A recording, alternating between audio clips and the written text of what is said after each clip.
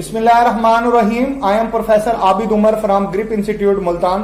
बेटा हम कम्युनिकेशन का यूनिट स्टडी कर रहे थे। आज जो है मुझे आपको प्लांट हार्मोन्स जो है बेटा उनके बारे में कुछ बताना है। देखें, 3 प्लांट हार्मोन है जो कि हमारे यूएचएस सिलेबस का पार्ट है, वही हम डिस्कस करेंगे, सारे नहीं करेंगे। अच्छा, हार्मोन्स के हवाले से मैं आपको बता दूं कि प्लांट के जो हार्मोन होते हैं ये भी 2 तरह के होते हैं, ग्रोथ स्टिमुलेटर भी होते हैं, ग्रोथ इनिबिटर भी होते हैं।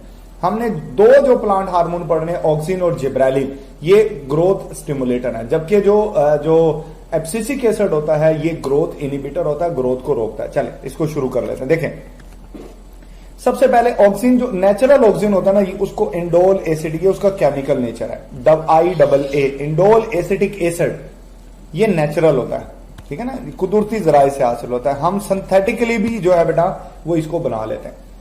अच्छा, ये जो है ये शूट एपेक्स के ऊपर, जो एपेक्स होती है, जो टिप होती है तने की, उसके ऊपर जो है बेटा ये मोस्टली प्रिपेयर होता है। इसके फंक्शंस में क्या है, ये स्टेम की ग्रोथ करता है, लो कंसंट्रेशन पे भी और ज्यादा कंसंट्रेशन के ऊपर भी ये जो है बेटा ये ग्रोथ को बढ़ाता है। ये सेल एनलार्जमेंट भी करता है और नंबर ऑफ डिवीजन को भी इंक्रीज करता है, ठीक है ना, नंबर ऑफ डिवीजन भी बढ़ाएगा और साथ साथ सेल एनलार्जमेंट भी करेगा। ये प्राइमरी ग्रोथ भी करता है और सेकेंडरी ग्रोथ भी करता है। प्राइमरी ग्रोथ क्या होती है, ऐसी ग्रोथ जिसमें पौधे की लेंथ बढ़ती है, इंक्रीज लेंथ ऑफ प्लांट, पौधे की लेंथ जिसमें बढ़ती है ना उसको आप प्राइमरी ग्रोथ बोलते हो, और पौधे की विड्थ जो इसमें बढ़ती है, विड्थ जिसमें इंक्रीज होती है, ठीक है ना, उसको जो है बेटा वो आप सेकेंडरी ग्रोथ का नाम देते हो। ये कैम्बियम में सेल डिवीजन करता है। कैम्बियम जो पौधा है ना, पौधा ये अगर उसकी लकड़ी है, उसके सेंटर में ना ऐसे एक रिंग होता है, सेंटर में ऐसे एक अनडिफरेंशिएटेड सेल का रिंग होता है। इस रिंग को बेटे जो है वो आप कैम्बियम का नाम देते हो। ये रिंग जो है वो जो है बेटा अंदर और बाहर डिवाइड होता है, जाइलम और फ्लोएम बनाता है। और बाहर अगर ये असल में कैम्बियम 2 तरह का होता है, वेस्कुलर कैम्बियम जाइलम और फ्लोएम बनाता है, और कॉर कैम्बियम जो होता है ये बार्क बनाता है। कॉर कैम्बियम बिल्कुल बाहर वाली साइड पर होता है। इसके अंदर जो डिवीजन का जो प्रोसेस होता है वो भी बेटे ऑक्सिन के कंट्रोल में होता है। मतलब यही चीज जो है सेकेंडरी ग्रोथ का सबब होती है और ऑक्सिन इसको कंट्रोल करता है। रूट के ऊपर ऑक्सिन का जो है ये ड्यूल इफेक्ट होता है। कैसे? ऑक्सिन जो है बेटा वो लो कंसंट्रेशन के अंदर रूट की ग्रोथ को इंक्रीज करती है, जबकि जब इसकी अगर मिकदार को बढ़ा दिया जाए हाई कंसंट्रेशन के अंदर जो है बेटा ये ग्रोथ इनहिबिटर है। हाई कंसंट्रेशन में रूट की ग्रोथ को ये कम कर देता है। और जो कटिंग्स होते हैं ना, जो कलम आप बनाते हो, काटते हो और फिर जमीन में उसको ग्रो करते हो, तो उसके ऊपर अगर ऑक्सीजन अप्लाई किया जाए तो वहां ग्रोथ बढ़ेगी, वो भी रूट की शक्ल होती है। इसी तरह कैलस क्या होता है, कैलस जो है ना बेटा ये अनडिफरेंशिएटेड सेल होते हैं। ये क्या होते हैं, अनडिफरेंशिएटेड सेल्स होते हैं, जो यूजुअली जो ट्रॉमा होता है ना, चोट वगैरह अगर दरख्त में कोई लगती है, कोई कट वट लगता है, तो उस एरिया में आते हैं, उसकी फीलिंग करते हैं और वो एरिया मुकम्मल हीलिंग हो जाती है। वाउंड हीलिंग एक किस्म की बात कर ले तो वो ये जो है बेटा कैलिसिस परफॉर्म करते हैं। इनको भी ग्रो करवाने में ऑक्सीजन का इफेक्ट होता है। चल आगे चलते हैं। नेक्स्ट, नए बर्ड बनेंगे। पौधे जो है बेटा, एक पौधे के ऊपर जो है वो नए बर्ड बनते हैं इस तरीके से। बाद में इन बर्ड से जो है बेटा वो इन्हीं बर्ड से जो है वो ब्रांचेस जो है वो निकल आएंगी। तो बर्ड इनिशिएशन के अंदर जो है बेटा वो इसका किरदार होता है, ठीक है। अच्छा, उसके बाद यहां पर जो है वो साइटोकाइनिन से इसका बिल्कुल उल्टा इफेक्ट होता है। एक इफेक्ट होता है उसको कहते हैं एपिकल डोमिनेंस। डोमिनेंस का मतलब आप जानते हो हावी हो जाना, एपेक्स का मतलब है टिप का हावी होना। देखें, ये तने की टिप है, दिस इज कॉल्ड एपेक्स। अच्छा, ये नहीं, ये शूट की भी हो सकती है, ये शूट की भी, ये सारी एपेक्स है, दिस इज कॉल्ड एपेक्स। ये जो साइड है ना, ये वाली, ये जो साइड है, these are called lower axillary birds, या इनको आप सिंपल लफ्ज में बोल रहे हैं लेटरल ब्रांचेस। एपिकल डोमिनेंस ये होती है कि एपेक्स तो ग्रो करेगा, एपेक्स तो ग्रो करे, लेकिन lower axillary birds lateral branches में ग्रोथ इनहिबिट हो जाए तो इस प्रोसेस को एपिकल डोमिनेंस कहते हैं। ये भी ऑक्सीजन की वजह से होता है कि टिप्स तो ग्रो करती हैं, लेंथ तो बढ़ रही है, लेकिन जो साइडों की ब्रांचेस हैं, गिर्थ नहीं, गिर्थ तो मोटाई है इसकी तने की, वो तो बढ़ेगी, लेकिन जो साइड से ब्रांचेस निकलती हैं वो नहीं निकलेंगी, वो कम निकलेंगी। That will call the apical dominance. और ये एपिकल डोमिनेंस जो होता है बेटा, ये बेसिकली ऑक्सीजन का इफेक्ट है, ऑक्सीजन हार्मोन इसका जिम्मेदार होता है। चल उसके बाद बर्ड इनिशिएशन, एपिकल डोमिनेंस, ये मैंने आपको बता दिया बात। अच्छा, उसके बाद आ जाते हैं बेटा कुछ कमर्शियल एप्लीकेशन होती है ऑक्सिन की। ऑक्सिन जो है ना ये पार्थिनोकार्पी भी करता है। पार्थिनोकार्पी क्या होती है? पार्थिनोकार्पी जो है बेटा ये होती है development of fruit without fertilisation, कि सीड के बगैर, फर्टिलाइजेशन के बगैर ही फल का बनना, ये पार्थिनोकार्पी कहलाता है। बेटे देखो, जब पोलिनेशन होती है ना, नॉर्मल फर्टिलाइजेशन जो होती है वो पोलन ग्रेन से होती है, ठीक है ना, ये पोलन ग्रेन आता है। तो ये जो पोलन होता है ना, it is a big source of oxygen. ये खुद भी ऑक्सीजन बनाता है और स्टिग्मा को भी स्टिमुलेट करता है कि वो ऑक्सीजन बनाए, फिर यहां पर पोलन ट्यूब बनती है और नॉर्मल प्रोसेस होता है। लेकिन अगर कार्पल के पास पहले से ही इसके पास ऑक्सीजन हैवी क्वांटिटी के अंदर मौजूद है, तो वो पोलन ग्रेन का वेट ही नहीं करता, उसका वेट ही नहीं करता, खुद ही वो डेवलप हो जाता है। लेकिन अगर पोलन ग्रेन के बगैर वो डेवलप होगा तो वो फर्टिलाइजेशन नहीं होगी और उसमें सीड नहीं बनेगा। विदाउट सीड जो फल बनता है उस प्रोसेस को पार्थिनोकार्पी कहते हैं।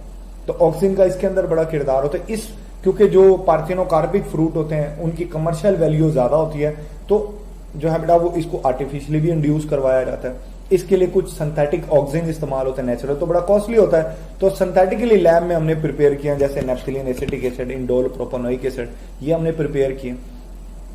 ये फ्रूट फार्मेशन और fruit setting, basically fruit formation को कहा जाता है, उसमें इन्वॉल्व होते हैं, ठीक है ना। पोलिनेशन के बगैर फल बनाने में इस्तेमाल होते हैं बेटा। वीड किलिंग में, झाड़ियों को खत्म करने के लिए इस्तेमाल होते हैं, ठीक है ना। स्प्रोटिंग ऑफ पोटैटोज को बचाते हैं। स्प्रोटिंग ऑफ पोटैटोज क्या होती है बेटा? जैसे कुछ लोग पोटैटोज को या अनियंस को जो है वो स्टोर करते हैं, तो कुछ दिनों में उनसे ब्रांचेस निकल आती हैं। ये जो ब्रांचेस निकलती हैं इनको स्प्रोटिंग्स कहते हैं। ये ब्रांचेस बेसिकली लेटरल ब्रांचेस हैं, बेसिकली ये एक्सिलरी बर्ड्स हैं। आपको पता है कि लेटरल ब्रांचेस को कंट्रोल कर सकते हो वाया एपिकल डोमिनेंस, कि आप अगर उसमें ऑक्सीजन का छिड़काव कर दो ना तो एपिकल डोमिनेंस स्टार्ट हो जाएगी। एपिकल डोमिनेंस स्टार्ट होने से वो जो ब्रांचेस है वो डेवलप ही नहीं होंगी। स्प्रोटिंग्स बेसिकली लेटरल ब्रांचेस होते हैं और आप जानते हो कि एपिकल डोमिनेंस की वजह से लेटरल ब्रांचेस नहीं बनती और ये प्री मैच्योर फ्रूट ड्रॉप से भी बचाता है। ये ऑक्सीजन एब्सिशन को भी कम करता है। एब्सिशन होता है पत्तों का गिरना, एब्सिशन होता है पत्तों का, फल का जो है बेटा ड्रॉप होना, this will call the abscission. ये रिटार्ड करता है एब्सिशन को। और जो लीफ सेंसिस, तो सेंसिस का वर्ड यूज होता है एजिंग के लिए। पत्ते जो है वो उसमें एजिंग नहीं होगी, पत्ते ज्यादा टाइम तक हरे भरे रहते हैं अगर वहां पर इनफ क्वांटिटी ऑफ ऑक्सीजन जो है वो मौजूद है। चल आगे चलते हैं। नेक्स्ट जो हार्मोन है बेटा वो है जिब्रेलिन। इसको जिब्रेलिक एसिड भी कहा जाता है। ये फंगस होती है जिब्रेला, उससे हासिल होती है, ठीक है। ये भी ऑक्सीजन के साथ मिलकर सेल एनलार्जमेंट भी करती है, सेल ग्रोथ भी करती है, प्राइमरी और सेकेंडरी दोनों तरह की ग्रोथ करती है। बोल्टिंग करती है। बोल्टिंग क्या होता है कि बीज से नए पौधे की जो शाखें निकलती है ना उसको बोल्टिंग कहते हैं, तो ये इंड्यूस करवाती है। बर्ड इनिशिएशन करती है, लीफ ग्रोथ करती है, वो सारे फंक्शन इसके वही है। एपिकल डोमिनेंस करती है, ठीक है ना। डोरमेंसी क्या होती है बेटा? अनफेवरेबल कंडीशन में सीड का इनएक्टिव होना और प्रोटेक्टिव कवरिंग बना लेना, ये डोरमेंसी कहलाता है। तो ये इस डोरमेंसी को ब्रेक करते हैं। जो अगर डोरमेंट सीड होगा उसके ऊपर अगर आप जिब्रेलिन अप्लाई कर दोगे तो डोरमेंसी टूट जाएगी। बेटा एक टॉपिक है सेकेंड ईयर के अंदर, आप जानते हो, फोटोपीरियडिज्म का, जिसके अंदर लाइट के ड्यूरेशन के हिसाब से फ्लावरिंग प्रोड्यूस होती है। कि कुछ पौधे होते हैं वो लॉन्ग डे में फ्लावर पैदा करते हैं, कुछ जो होते हैं वो शॉर्ट डे में पैदा करते हैं। तो जिब्रेलिन का जो इफेक्ट होता है ये लॉन्ग डे में फ्लावर को जो है बेटा वो प्रमोट करता है, शॉर्ट डे में जो है ये इनहिबिट करता है, ठीक है ना। ये रेड लाइट सब्स्टिट्यूएंट है, ठीक है ना। रेड लाइट सब्स्टिट्यूएंट होता है। रेड लाइट ना दे, बदले में जिब्रेलिन दे दे तो इफेक्ट एक सही होगा। इसका मतलब ये है। तो ये आपने याद रखना है, ये एमसीक्यूज में आ भी सकता है। जैसे ऑक्सीजन डिले करता था लीफ सेंसिस को, ये भी डिले करता है, ये भी रिटार्ड करता है एब्सिशन को।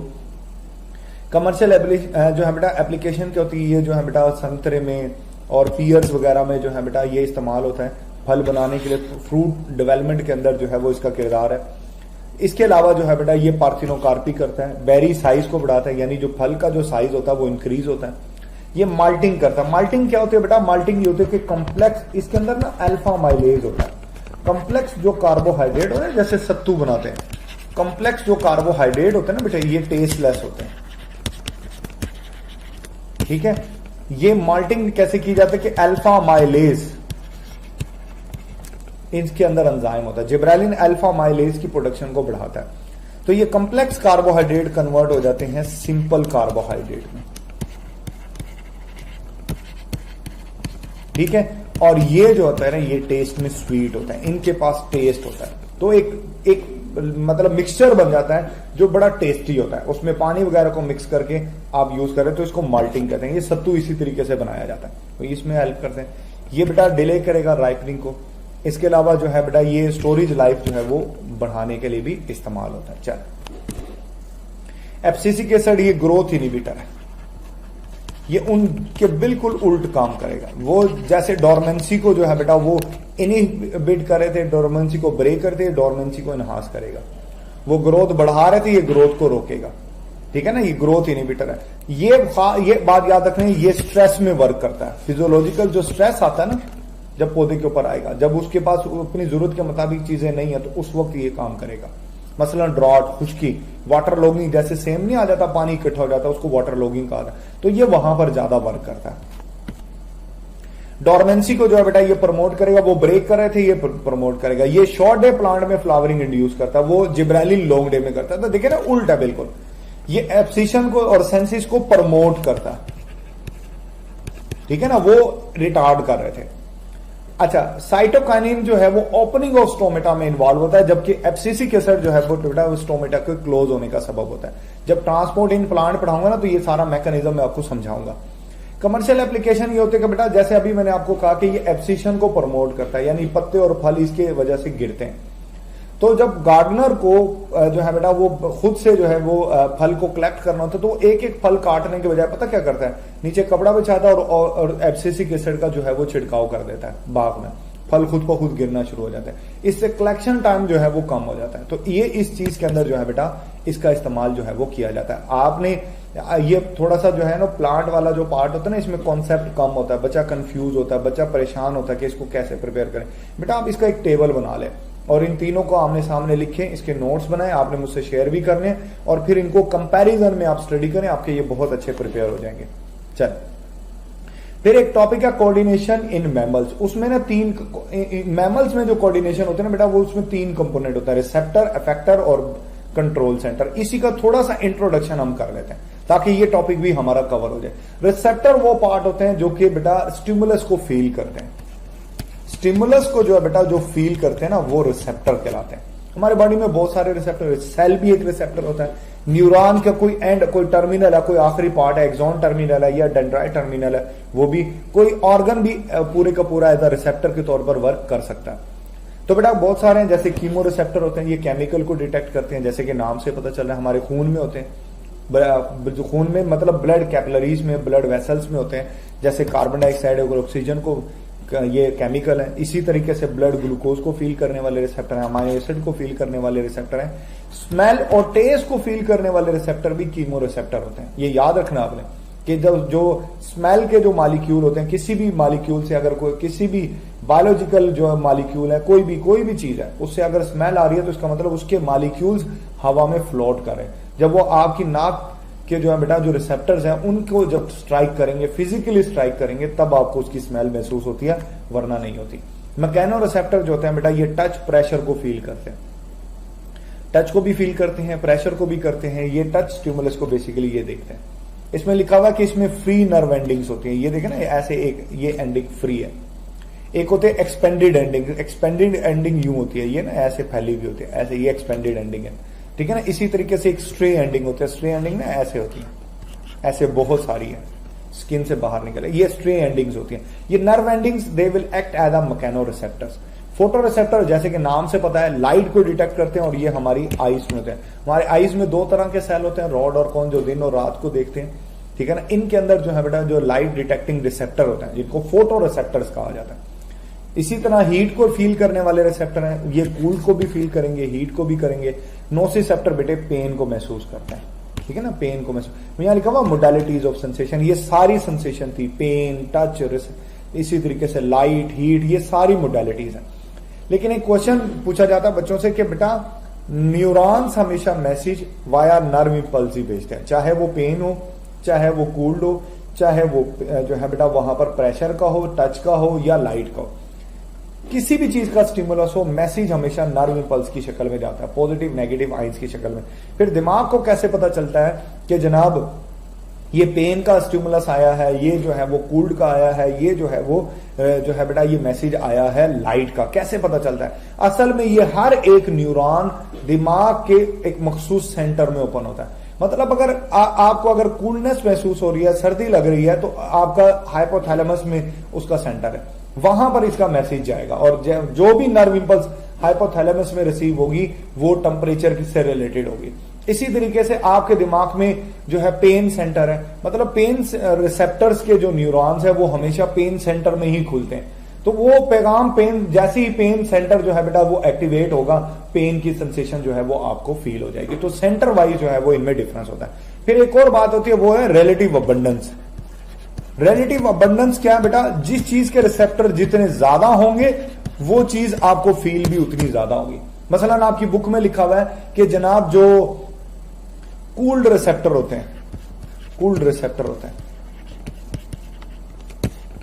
ये जो है बेटा 27 टाइम्स मोर होते हैं देन हीट रिसेप्टर। तो इसी तरीके से पेन रिसेप्टर जो होते हैं वो 10 टाइम्स मोर होते हैं। तो टोटल पेन रिसेप्टर जो है वो हीट रिसेप्टर की निस्बत 270 टाइम्स जो है बेटा वो मोर होते हैं। ये बुक में रीडिंग्स लिखी हुई है, ये बेटा आपने वहां से प्रिपेयर करनी है। ठीक हो गया ना? तो जो रिसेप्टर जितने ज्यादा होंगे वो उतने ही महसूस होते हैं। चल, इसके अलावा जो receptor with reference to skin, 3 तरह के होते हैं स्किन में रिसेप्टर। जो टच रिसेप्टर होते हैं, एक बेस ऑफ हेयर पर पाए जाते हैं। पहला जो रिसेप्टर होता है ना वो बेस ऑफ हेयर पर पाया जाता है, बिल्कुल हेयर की बेस पर पाया जाता है। दूसरा जो होता है ना बेटा उसको कहते हैं मेसनर कार्पल्स। ये सरफेस स्टिमुलस को फील करते हैं। ठीक है ना? ये आप देख रहे हो कि ये एपिडर्मस के करीब करीब पाया जाता है, सरफेस स्टिमुलस को ये फील करते हैं। ये आपके फिंगर जो टिप्स होती हैं, जो रिजिज होती हैं फिंगर टिप्स की, वहां पर ये बेटे पाया जाता है। जबकि दूसरा जो रिसेप्टर है वो है, तीसरा रिसेप्टर है सीनियर कार्पल्स। ये डीप प्रेशर को फील करता है, डीप प्रेशर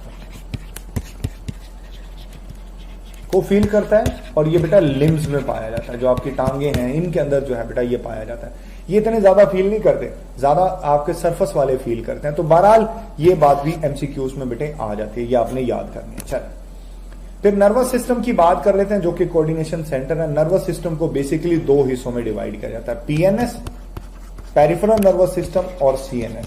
आप जानते हो सीएनएस में आपका ब्रेन और आपका स्पाइनल कॉर्ड आ जाता है, स्पाइनल कॉर्ड। ठीक है ना? इसी तरीके से जो पीएनएस है इसमें सेंसरी और मोटर न्यूरॉन आते हैं।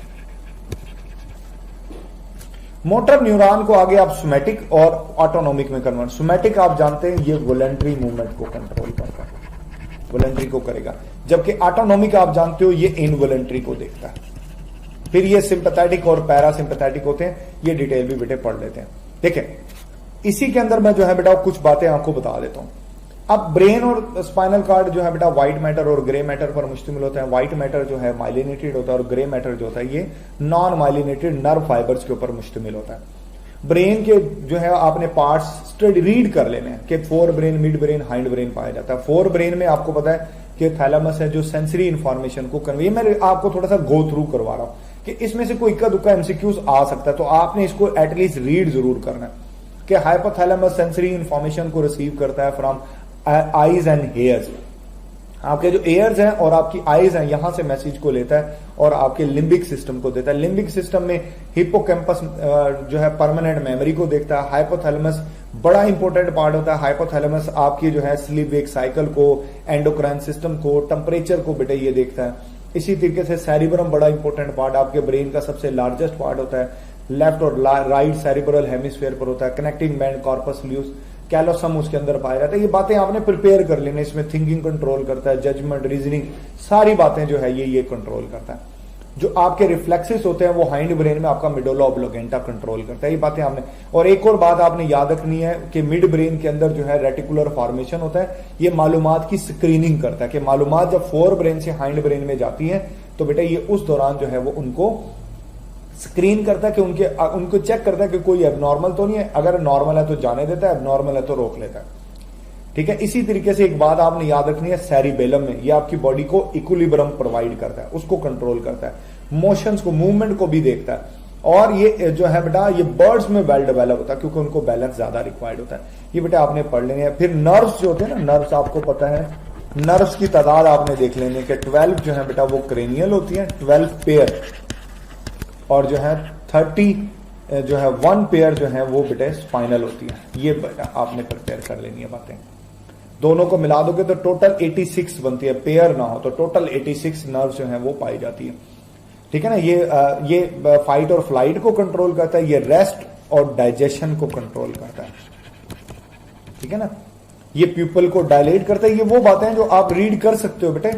ठीक है ना। ये कॉन्स्ट्रिक्शन जो है ये काज करता है, कॉन्ट्रेक्शन ऑफ प्यूपल काज करता है, फाइट और फ्लाइट, और ये जो है बेटा ये रेस्ट एंड डाइजेशन।